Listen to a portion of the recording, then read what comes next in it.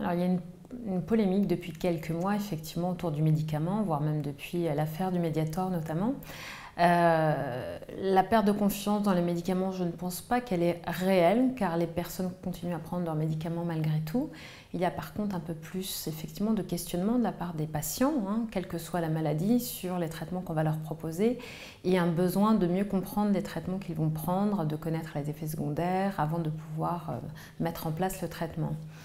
Il faut savoir qu'outre-Atlantique, il y a déjà on va dire cette habitude de toujours être méfiant vis-à-vis des traitements. Il y a des cabinets d'avocats organisés pour défendre les patients quand des effets secondaires éventuels, avant même qu'une étude clinique prouve que les effets secondaires sont reliés directement aux médicaments. Voilà, qui sont là pour défendre les patients, etc. Et ça choque personne. Donc je pense que c'est naturel de la part d'un patient et même légitime de s'inquiéter quand il prend un traitement. Néanmoins, ce n'est pas pour autant qu'il faut remettre en cause l'utilité des traitements, car les maladies se soignent. On a de la chance d'avoir une prise en charge quand même assez exceptionnelle en France et il ne faut pas, il ne faut pas laisser passer cette chance de pouvoir se soigner.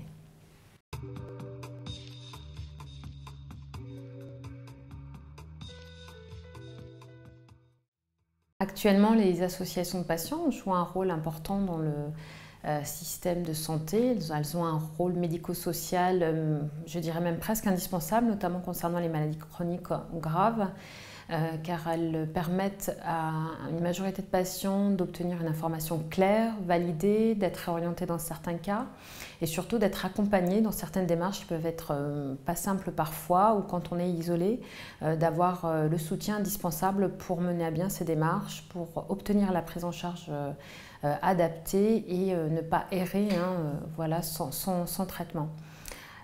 Donc je pense qu'effectivement les associations de patients ont une place aujourd'hui qui mérite d'être confirmée, car elles ont une place, je dirais, un strapontin mais pas de fauteuil encore dans le système de santé. Donc on reconnaît notre rôle, mais il n'y a pas beaucoup d'aide ou beaucoup de reconnaissance concrète pour ces associations.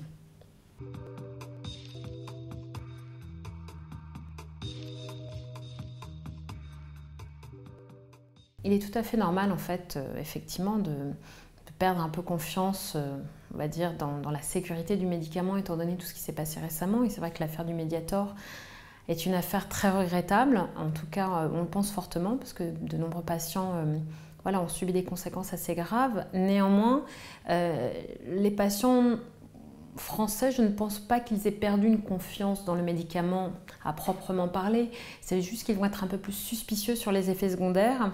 Et pour améliorer cette suspicion, la clé va être dans la relation professionnelle de santé patient. Et aujourd'hui, il faut améliorer cette relation, il faut être dans l'explication.